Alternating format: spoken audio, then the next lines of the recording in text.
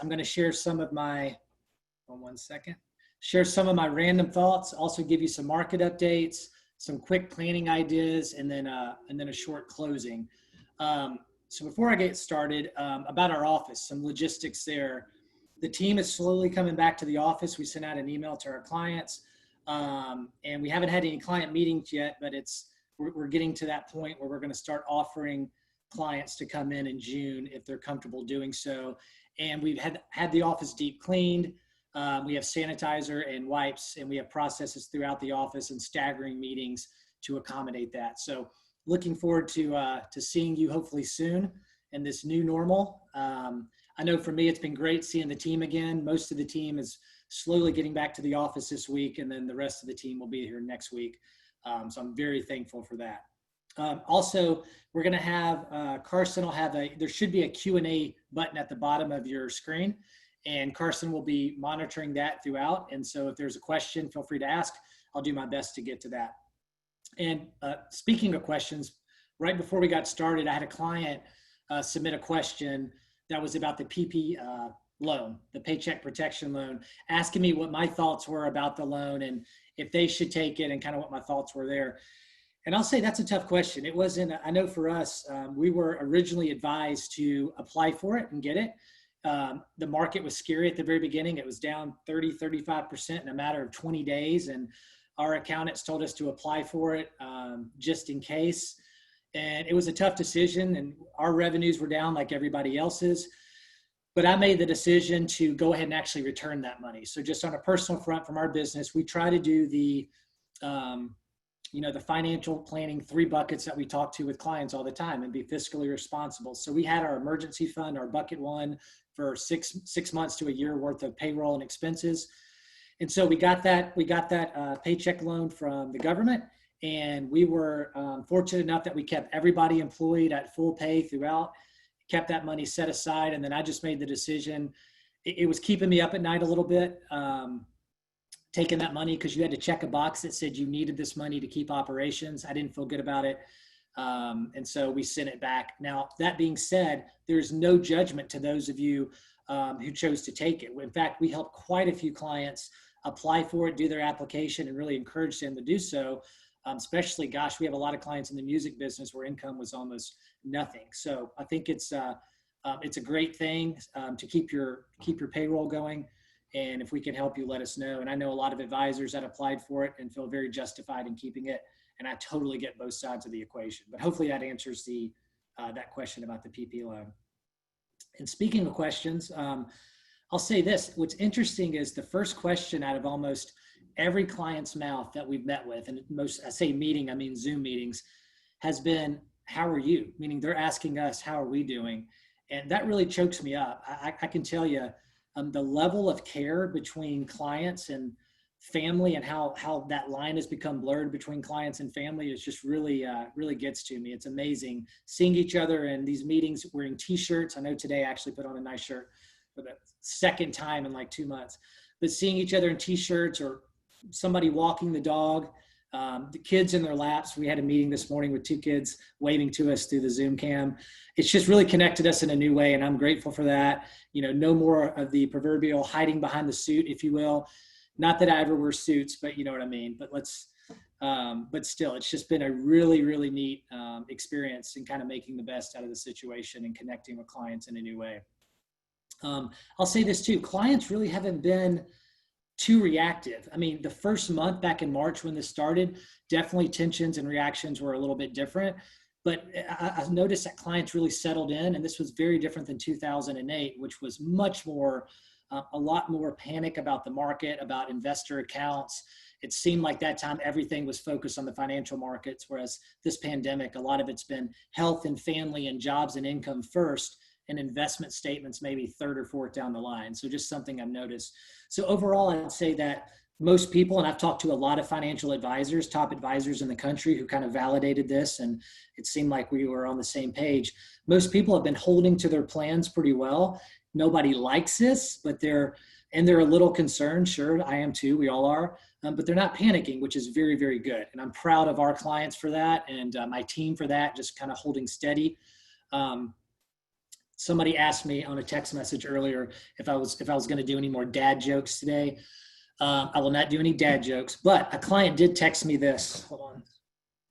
Speaking of jokes, my wife and I watched 3 Netflix series back to back. Fortunately, I was the one facing the TV. Okay, that is a dad joke. So when does a joke become a dad joke? When it becomes apparent. That is funny. I know I can hear your laughter through the camera. Thank you for the laughter. All right, let's move on to the economy. I promise Carson and everybody I wouldn't do that today, but I did.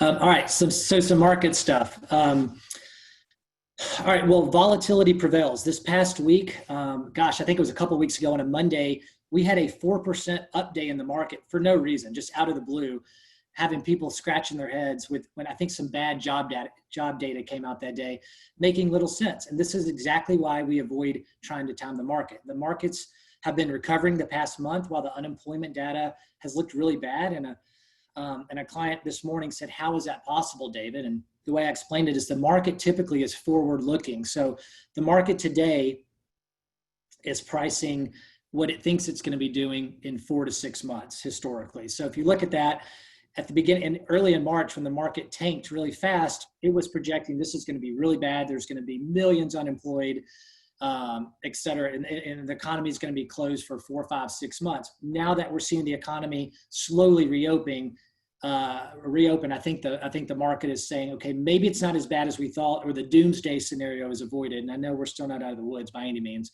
And so that's why the market can continue to go up when we're hearing all the job data.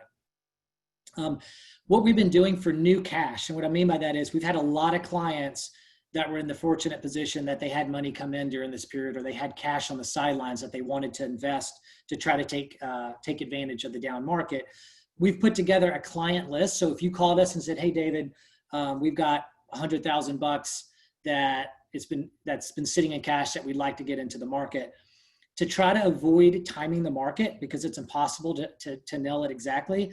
We've been doing this process where we write down our clients' names, the amount of cash they have, and over a 3 or 4 month period, we've been slowly dollar cost averaging that into the market, and then doing this 5% rule, which basically meant if there was a week or a few days where the market just got hammered, lost 4 or 5% or more, we might go ahead and speed up the next month's investment then, because it's such a quick down hit to the market.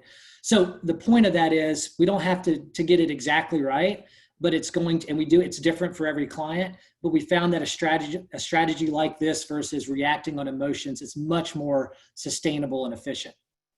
So that's something we're doing. So if you want to talk through that, let us know. And I'll tell you this, the arguments and the unlimited predictions about what the market's going to do are going to continue to come in. We hear this every day. So some experts are arguing that the markets right now are overvalued, and others say that the market's fairly valued at, I believe it's around like 17 times 2021 earnings projections. So there's a lot of back and forth on that. I've listened to a lot of really smart economists, and they are just equally divided. And remember, there's no such thing as future facts. So what is the point in debating them? I tell clients that all the time. There just isn't. So let's look at where the markets are at today. Check your planning, check your 3 buckets that we build for you. That's where we need to spend our time focusing. So another question I get a lot is the market up too far, too fast? It just doesn't seem like the market should be back to wherever it is today, which is only maybe 10% off where it was when COVID started. Again, many experts are arguing both sides, 50-50. That's why we're sticking to our processes and strategies, because it is a losing game to obsess over this. It's frustrating to get caught up in these arguments. It robs your joy. I mean, heck, if it's a sunny day, it does you no good to argue if it's going to be cloudy and raining tomorrow, right? So we focus on what we can control. The most important thing, and kind of in line with the market and the economy, is really thinking about when the economy reopens, which it's starting to now. It's different by state. How long will it take for people to embrace that? And will they spend as much money? This is a consumer-driven economy. And when will things like the big events, the concerts, the conventions, sporting events, when are those going to not only open up, but have full attendance again? And that could be quite a while. And then are we going to have another shutdown, which is, I think, what the market is worried about. And then we have election season, which I won't even get into that. That's kind of been put on the back burner, but we'll be hearing a lot about that soon. But all of this is obviously to be determined, and this is something that we're going to watch and keep you informed. That's our job, to do that and watch over your portfolios. Planning. I want to say a few words about planning. I will say that going through this has definitely changed how a lot of our clients look at what I call bucket one, or that emergency fund, that 3 to 6 months of expenses. And it's really increased our conviction on why we've been telling clients to do this for 20 years.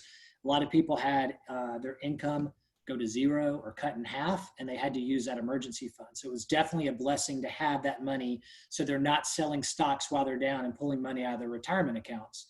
So we'll continue to talk about that. If I've learned anything from this, it's maybe to be even push that emergency fund. If somebody's doing 3 months, maybe it's 6 months, maybe it's 9 months, but to really evaluate that and to continue to preach that in our practice, which we have and we will. Another thing is SBL loans, so security-based loans. What are those? That's where you have, you can take a loan collateralized against your investments.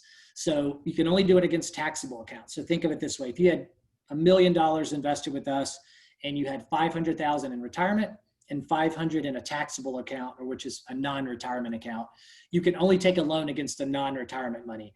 And it's usually like 50 to 60% of the value. So if you had a $500,000 account, maybe you could take $250,000 or $300,000 loan, kind of like a line of credit from your accounts without paying closing fees.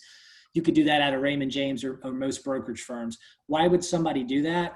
They would do that if they just needed a bridge loan. They were between houses and they needed to pay, close on the other house before they sold the other house, or they needed just some money short term and they didn't want to have to go and sell some of their stock. So that's something that a lot of clients have set up with us and have utilized a little bit during this weird period to bridge the gap until their income gets back up.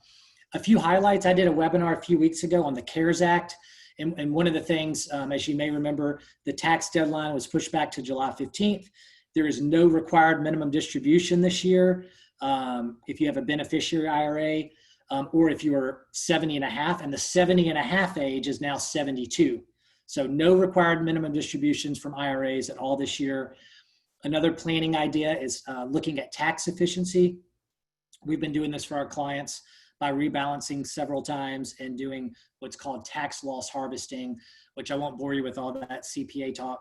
But basically we go in, we look for ways that we can sell certain mutual funds and investments and buy other things so that we can take a loss while the market's down to give you a little, what's called a capital loss carry forward. I'm boring myself now, I'll stop there. But tax efficiency, so we're working on that. So we've done that proactively for all of our clients. If you're listening and you're not a client and that's something you want to talk about, you can certainly reach out to us.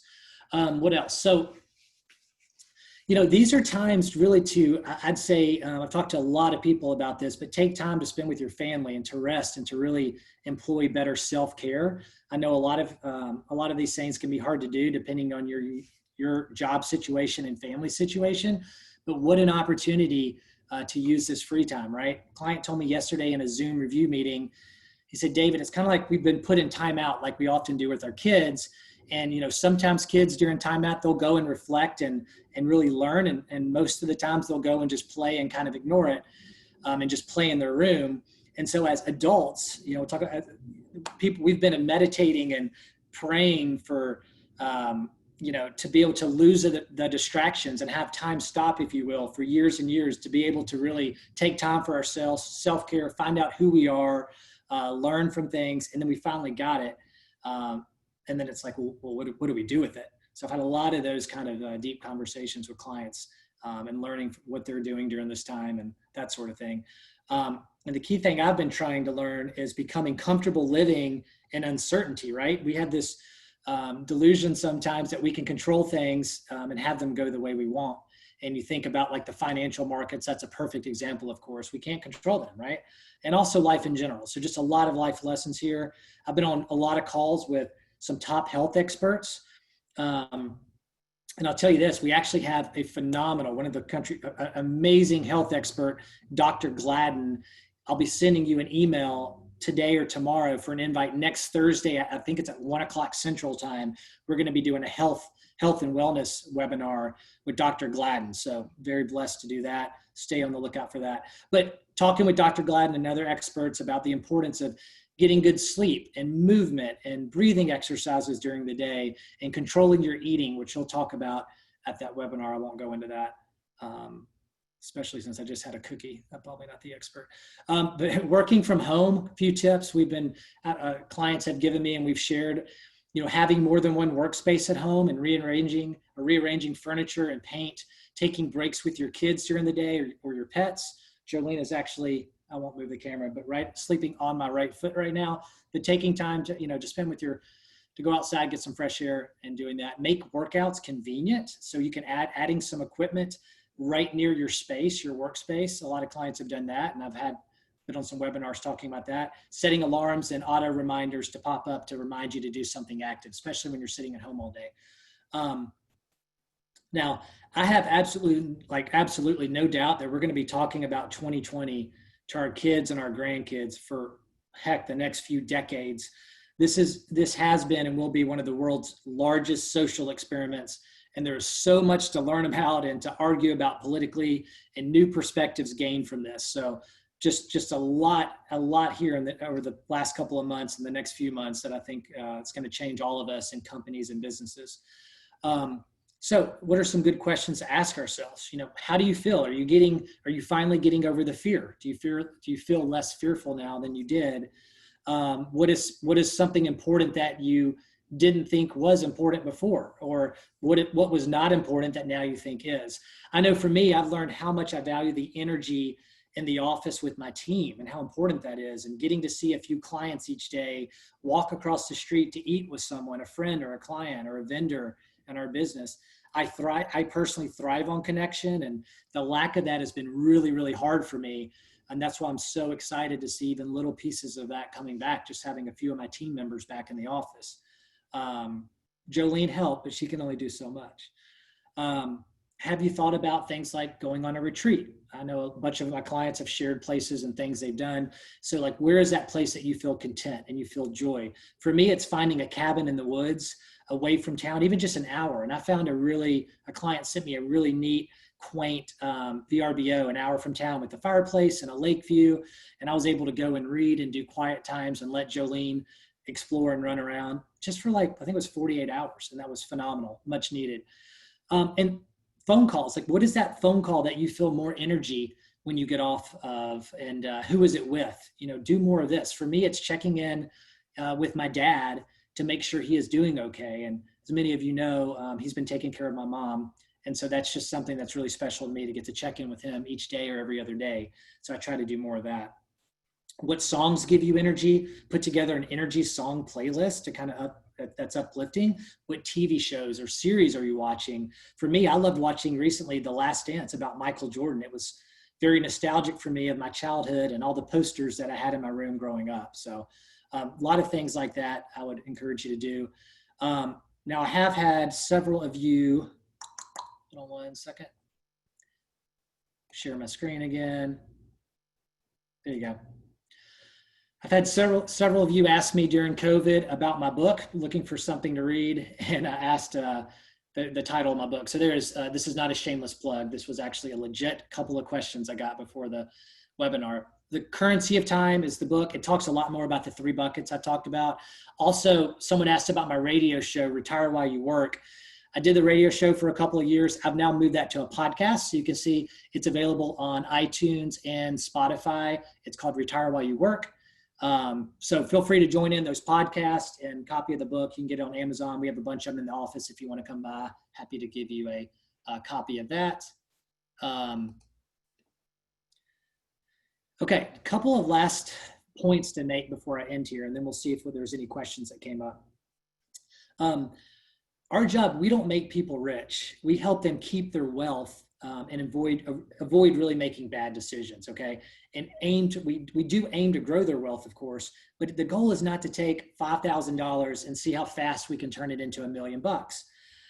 If a client becomes wealthy, it's usually because they're a white collar worker that saved, or a teacher that saved their entire life, or a business owner that sold their business, or a musician that sold their catalog, or any of you that were just diligent in saving over the years.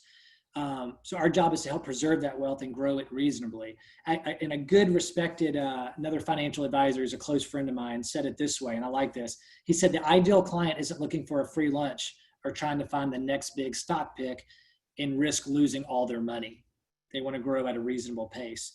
And it's important, the reason I tell you that, it's important to me that you know who I am and what I and my team stand for, and that you know what our commitment is. So before anyone invests money with us, I want you to know what our commitment, that our commitment is to your success. We're serious about our guidance and we're committed to you. And while wealth management is what we do, I would say guiding people through adversity is really who we are. And that's what we stand for. And so I just want to say thank you on behalf of David Adams Wealth Group and my entire team. We'll probably do this again soon. I know we're going to do that health and wellness webinar next week, next Thursday. So I'll send the invite out to you very soon on that. Stay safe, stay positive, stay grateful. We appreciate you. And with that being said, Carson, do we have any, put up these nice compliance disclosures, make my compliance department happy. Carson, do we have any questions? Yeah, so one question, and I'll condense it down.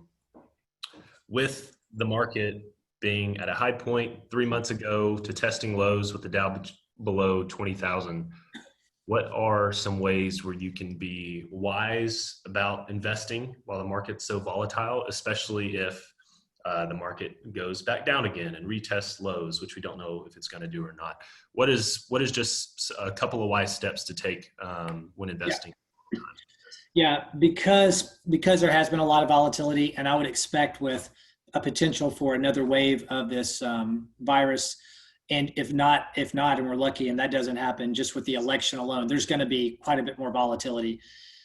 That being said, dollar cost averaging and investing in monthly increments is the best way to do that and to take advantage of the market. So you're taking the guesswork out of it, but if the market goes up a couple of months, you got money in. If it falls back down, you can throw another slug of money then. That's a much more efficient way of doing that. If you sold a business and are sitting on a large chunk of cash right now, we would get a little bit more creative with that, and we would build out a custom plan, some of which would be getting money in the market now and then doing it over the next 3 to 6 months and looking for those big down weeks as they come. Again, not trying to time the market, but being strategic to try to get back in. So I don't think we're out of the woods as far as volatility for a while.